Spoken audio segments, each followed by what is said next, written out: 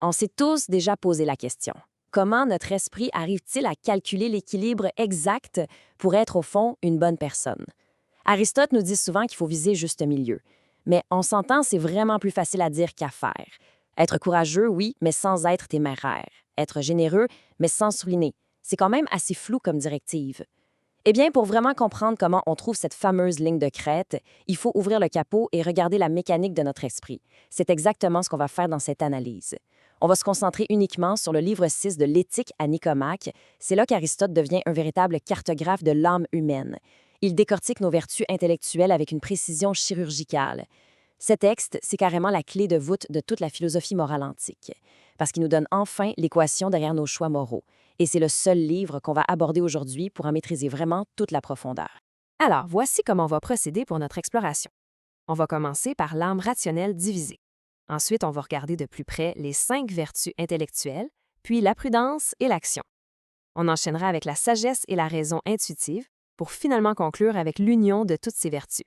Un beau programme pour comprendre notre propre esprit. On commence donc tout de suite avec notre première partie, l'âme rationnelle divisée. Ça pose la base de notre plus grand défi humain. Comment faire les bons choix quand le monde autour de nous est toujours incertain? Aristote part d'une idée très claire. Pour avoir une vertu morale, ça prend un juste milieu. Et ce milieu, il est dicté par ce qu'il appelle la droite règle, l'orthos logos. Mais là, on a un vrai problème sur les bras. C'est bien beau de dire qu'il faut agir avec mesure, mais concrètement, comment notre cerveau fait-il pour calculer cet équilibre-là à la seconde près? Avoir de bonnes intentions, c'est super, mais c'est pas assez. Il faut vraiment comprendre la mécanique mentale profonde qui nous permet de réagir correctement face à des situations complètement nouvelles et imprévisibles. Et pour comprendre ce fameux calcul, il faut définir l'outil qui fait le travail, notre âme rationnelle. C'est la partie de notre esprit qui gère la contemplation, la délibération et, au final, la saisie de la vérité. Imaginez un animal sauvage. Il réagit par pur instinct pour survivre. Mais nous, les humains, grâce à cette âme rationnelle, on a ce petit super pouvoir de faire une pause. Juste une fraction de seconde, mais elle est décisive. C'est là qu'on délibère. Notre esprit combine alors deux choses incroyables, la vérité et ce qu'Aristote appelle le désir droit, pour déclencher un bon choix. C'est vraiment un mariage parfait en notre raison pure et notre envie de faire le bien. Et ça illustre brillamment l'architecture même de notre intellect. Prenez un instant pour y penser. Notre âme rationnelle n'est pas un seul gros bloc monolithique. Elle est coupée en deux moitiés très différentes. D'un côté, on a la partie scientifique. Elle regarde les choses éternelles, les vérités absolues qui ne changeront jamais. Pensez à la gravité ou aux théorèmes mathématiques. De l'autre côté, on trouve la partie calculative. C'est elle qui délibère sur les choses contingentes, c'est-à-dire ce qui peut changer. C'est le monde imprévisible, le chaos de la vie de tous les jours, la politique. Donc notre esprit passe son temps à naviguer entre ce qui est éternel et ce qui change tout le temps. Ce qui nous amène à notre deuxième section, les 5 vertus intellectuelles. Parce que oui, pour naviguer entre ces deux mondes-là et trouver la vérité, l'esprit a besoin d'outils bien spécifiques. Voici littéralement la boîte à outils de notre esprit selon le livre 6. Ce sont 5 dispositions fondamentales. Et c'est super intéressant de regarder les mots grecs qu'Aristote utilise. On a l'art ou la techné, la science, l'épistème, la prudence, qui est la phronésis, la raison intuitive, le nous, et finalement la sagesse, la sophia. Faut surtout pas voir ça comme des concepts philosophiques, vagues et poussiéreux. C'est pas du tout ça. Ce sont les mécanismes ultra précis que notre cerveau utilise pour trouver ce qui est vrai et éviter de se tromper, peu importe la sphère de notre existence. Ce qui est vraiment intéressant avec cette comparaison, c'est le contraste majeur entre la production et la connaissance. L'art, la technique, c'est la capacité de produire, de créer quelque chose de nouveau. C'est un processus qui vient de nous, d'un créateur externe. Pensez à un ébéniste qui sculpte une chaise avec un bout de bois brut. La chaise n'existait pas avant son intervention.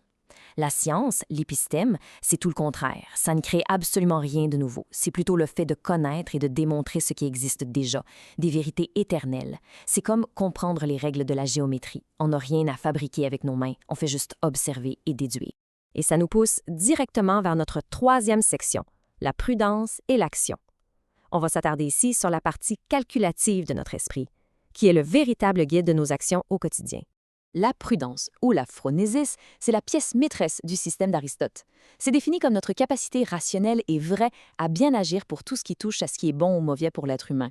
Contrairement à la science, la prudence doit jongler avec le côté profondément imprévisible de la vraie vie. Et contrairement à l'art, le but de la prudence, ce n'est pas de fabriquer un objet matériel qu'on pourrait vendre, non, le but final, c'est l'action noble en elle-même. Bref, la prudence, c'est l'intelligence pratique. Il n'y a pas de formule mathématique magique pour savoir comment réagir face à un dilemme complexe. C'est là que la prudence prend le volant. Regardons comment ça marche dans notre tête de façon systématique avec le syllogisme de l'action. Pour être prudent, ça prend d'abord une connaissance générale, ce qu'on appelle la prémisse universelle. Par exemple, la théorie qui dit que les viandes légères sont bonnes pour la santé. Mais la théorie, ça suffit pas. Ça prend ensuite de l'expérience de vie pour faire le lien et reconnaître le fait particulier. Réaliser, par exemple, que la volaille, c'est effectivement une viande légère. Et la conclusion, c'est pas juste une idée de plus, c'est une action réelle. Vous mangez la volaille.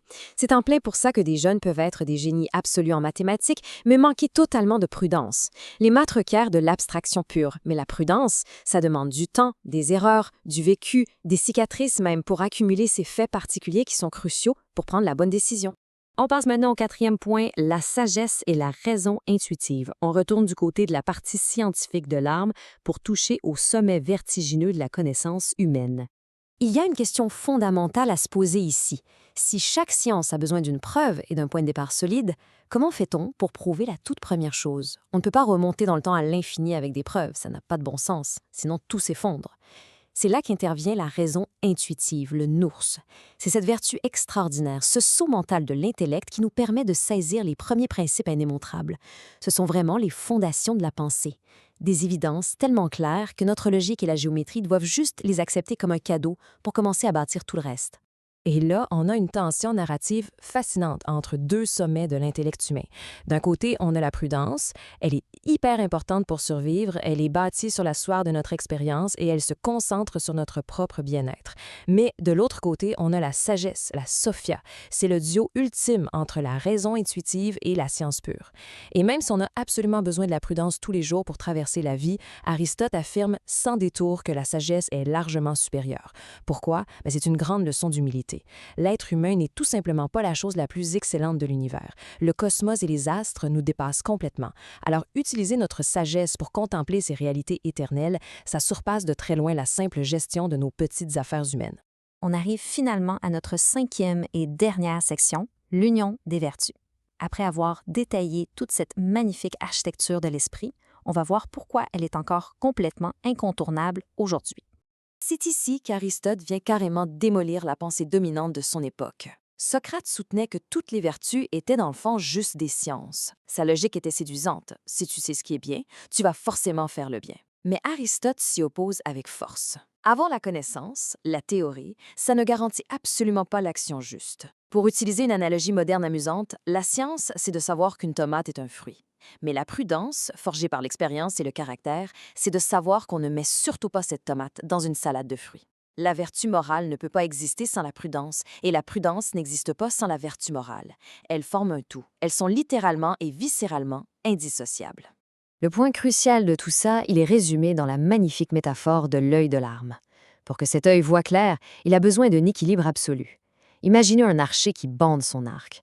La tension de la corde, sa volonté et sa vertu morale s'assurent que sa cible est noble, que ses intentions sont bonnes. Mais c'est la prudence, son regard intellectuel acéré, qui va calculer la vitesse du vent et la gravité pour choisir le moyen exact d'atteindre le centre. Avoir l'un sans l'autre, c'est une vraie tragédie. On se retrouve soit avec un archer pétri de merveilleuses intentions mais complètement aveugle, soit avec un tireur d'élite au talent redoutable qui met son intelligence au service exclusif d'une cause destructrice. Cette plongée exclusive au cœur du livre 6 nous amène à une réflexion finale qui brasse un peu les choses. Si notre caractère moral choisit systématiquement la cible et que notre intellect calcule froidement la meilleure façon de l'atteindre, la mécanique de nos décisions révèle une interdépendance stupéfiante. On peut se demander, est-ce que toute cette longue délibération intérieure trace vraiment une ligne droite et objective vers la vérité? Ou est-ce que cette machine mentale incroyable ne fait parfois que justifier très intelligemment nos désirs les plus cachés? Vous voyez, cette classification de l'âme rationnelle par Aristote, ce n'est définitivement pas juste de l'antiquité théorique. C'est la grille de lecture exacte des combats intérieurs qui façonne encore aujourd'hui la moindre de nos décisions. De quoi y repenser la prochaine fois qu'on se refasse un choix difficile.